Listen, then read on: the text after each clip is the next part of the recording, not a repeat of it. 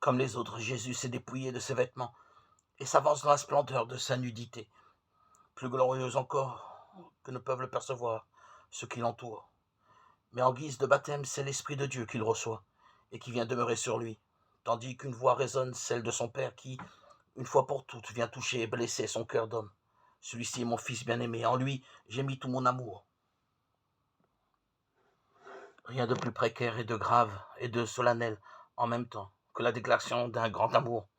Mais jamais déclaration d'amour fut ici-bas plus exaltante, plus doucement enivrante que celle recueillie par Jésus au matin de son baptême, dans un cœur transparent comme le cristal d'une totale disponibilité, d'un entier consentement.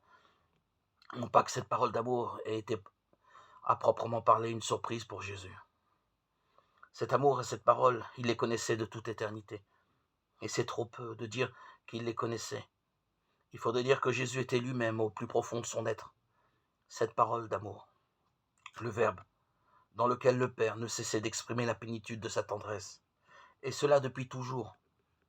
Si elle aujourd'hui, surprise pour les oreilles et le cœur de Jésus, c'est parce que cette parole d'amour, pour la toute première fois, s'exprime en un langage humain et s'adresse à un homme.